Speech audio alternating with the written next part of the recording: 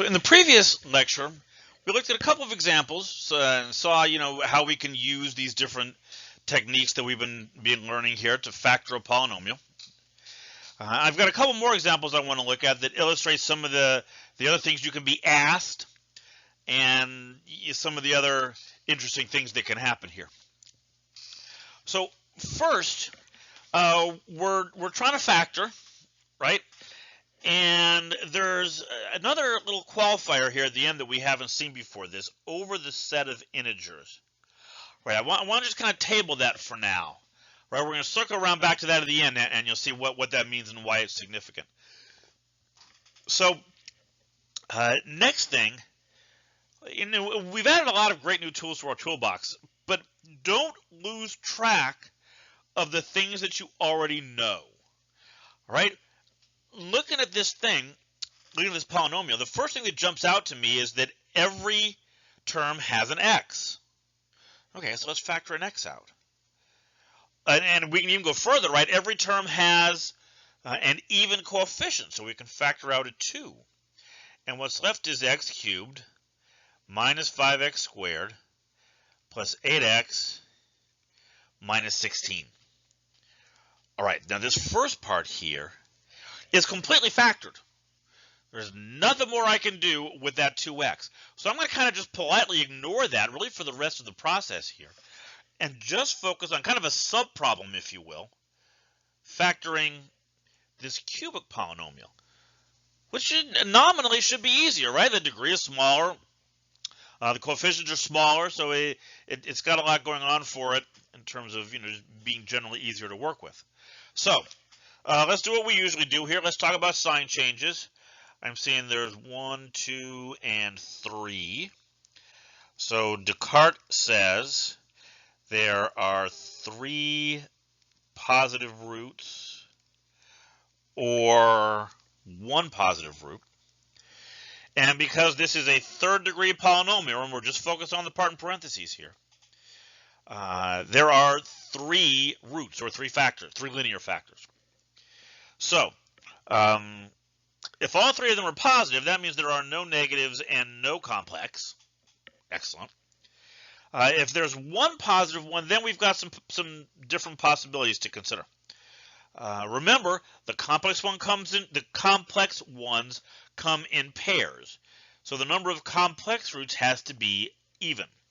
So could be 0, in which case the remaining 2 roots have to be negative, or it could be 2, in which case there are no negative roots. All right, well, now let's go to step 2. All right, let's see what Descartes has to say about the negative roots. So I'm going to put negative x into that cubic polynomial, and I'm going to get this, which is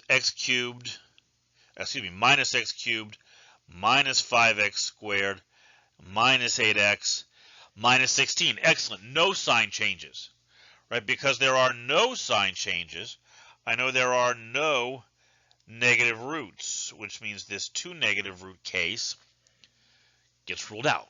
Right? That's not going to happen. All right, so now let's see what does the rational root theorem have to say.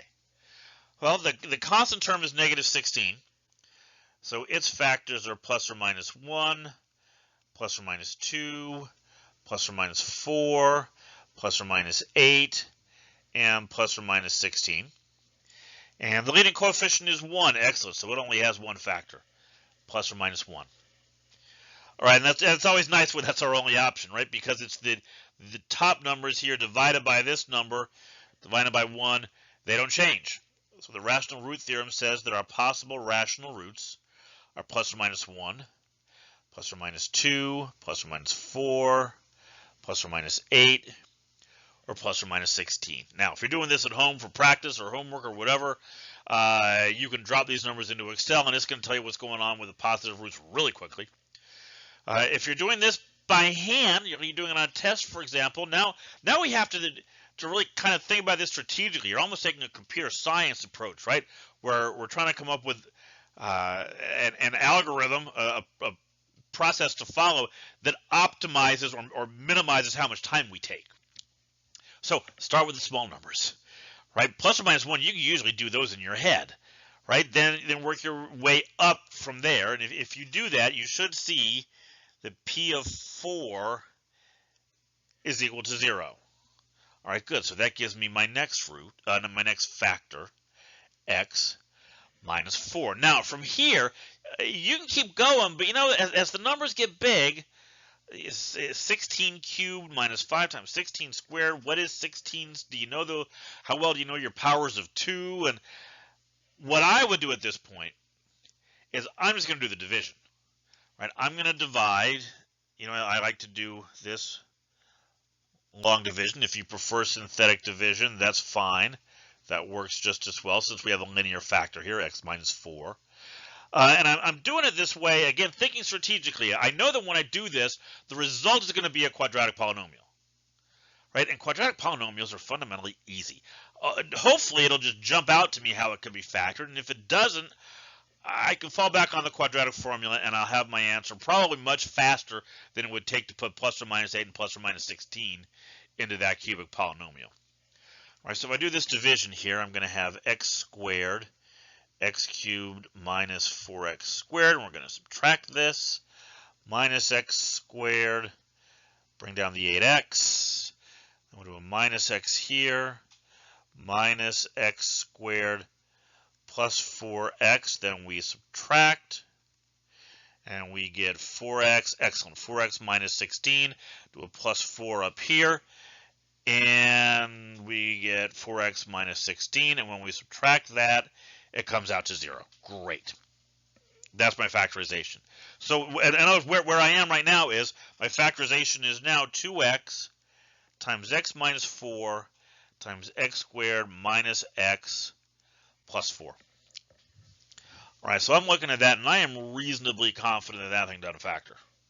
Right? It would have to be, because the x coefficient is negative, it would have to be x minus 4 times x minus 1, which would give me negative 5x in the middle, or it would have to be x minus 2 times x minus 2, which would give me minus 4x in the middle. Neither of those are minus x. Now, if you don't trust yourself with reasoning through that, go to the quadratic formula.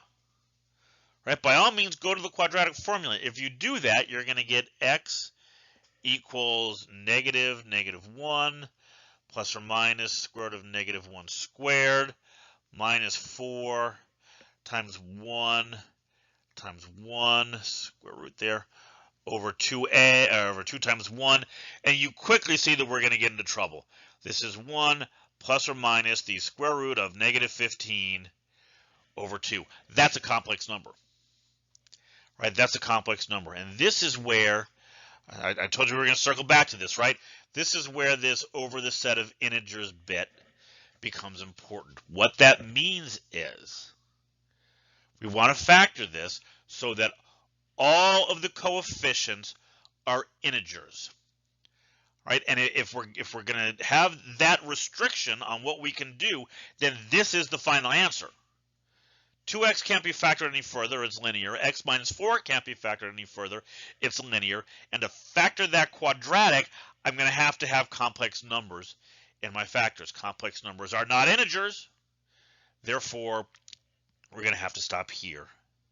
And this is my final answer.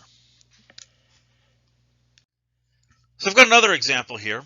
Where we're being asked to solve an equation. Remember that really boils down to factoring, right? Once I factor this polynomial, the factors are going to give me the solutions. So I'm going to approach this using the same set of tools. I'm going to start by looking at Descartes' rule, and I'm seeing 1, 2, 3 sign changes. So that's telling me, thinking about the positive, negative, and complex roots, I can have 3 positive ones or 1 positive one. That's nice. I'm guaranteed to have at least 1 real root coming out of this thing. So let's look at the negative case. Negative x to the 4th minus 2, negative x cubed minus 3, negative x squared plus 8 times negative x minus 4. X to the 4th plus 2x cubed minus 3x squared minus 8x minus 4. So there is only one sign change here, which means I know that I have exactly one negative root. So where can I put that? Well, I could put that here, right? And then I have no complex roots because fourth degree, so there's a total of 4. Or I could put one here, right? In which case I could have 1 positive, 1 negative, and 2 complex, right? So there's 2 possible outcomes here. All right, so let's go to the rational root theorem. Factors of the constant term, negative 4, are plus or minus 1, plus or minus 2, and plus or minus 4. And the leading coefficient is 1, so that comes out nice, right? Divide the row by divide the column numbers by the row numbers, and our possible rational roots are plus or minus 1, plus or minus 2, and plus or minus 4. Okay. So those numbers are all relatively small, right? Shouldn't be too painful to try checking them. So if you do this, you should see that P of 1 is equal to 0. And you should see that P of 2 is equal to 0. And P of negative 2 is equal to 0. And that's it. P of negative 1, P of 4, and P of negative 4 are not 0. So we've got a little difficulty here, right? I'm seeing 2 positive roots and only 1 negative 1. And that doesn't match any of my Descartes rule combinations. So what's happening here? Well, let's do what we usually do, right? And just kind of keep following the process and see what happens. I get 3 factors out of this. I get x minus 1, x minus 2, and x plus 2. And if I multiply these together, right? Do the last 2 first. X minus 2 times x plus 2 is x squared minus 4 times x minus 1. And this is x cubed minus x squared minus 4x plus 4. Okay, and I'm going to go ahead and do the long division. And I should get a linear factor out here, right? So I'm thinking this should go pretty quickly, really just probably one step. X cubed minus x squared minus 4x plus 4. I'm going to divide that into the original x to the 4th minus 2x cubed minus 3x squared plus 8x minus 4. And it's just going to be an x here, right? This will be x cubed minus, x to the 4th minus x cubed minus 4x squared plus 4x, and we're going to subtract. And we get, let's see, negative x cubed plus x squared plus 4x minus 4. Okay, so I'm going to put a negative 1 up here. And that gives me negative x cubed plus x squared plus 4x minus 4. Just what we expected, right? When you subtract, everything goes away. And there's my last factor. And that explains what's happening here, right? If I take this factor and I combine it with the 3 that I got over here, I see that this factors to x minus 1 times x minus 2 times x plus 2 times x minus 1, right? You see what happens? That x minus 1 factor appears twice. So there's a multiplicity issue going on here, right? Descartes' rule isn't counting the unique solutions. It's counting all of the solutions, including duplicates. So what are my two positive roots? X equals 1 and 2. What are my 2 negative ones? Well, it's the excuse me. Sorry, it's not 2 positive roots, it's 3 positive roots. My 3 positive roots are the 1 from this factor, the 2 from this factor, and the 1 from this factor. And my 1 negative root is the negative 2 from this one. Of course, please don't write it like this, right? You know, when a factor appears twice and we're solving an equation, you don't write the duplicates. So I would say x equals 1 comma plus or minus 2. And Descartes' rule is satisfied here, right? Because we have to count that x equals 1 solution twice. So what's coming up next? Well, this brings us to the end of our discussion of factoring methods. Right, so in the next chapter, we're going to talk about graphing techniques. Right? How can we sketch the graph of a polynomial? Well, polynomials are actually kind of nice from a graphical perspective. They've got a fairly predictable behavior, right? They go up and down and up and down, and they may start up and they may end go, but it's got this general zigzaggy up and down kind of pattern to them. So we're going to talk about a couple more techniques. We're going to talk about multiplicity and the end behavior of polynomials, and then when we combine that with the techniques we talked about here for factoring, which are going to let us find the roots or the x-intercepts of a polynomial, we're going to have a pretty decent toolbox that we can use to get a sketch of what the graph of a polynomial function looks like.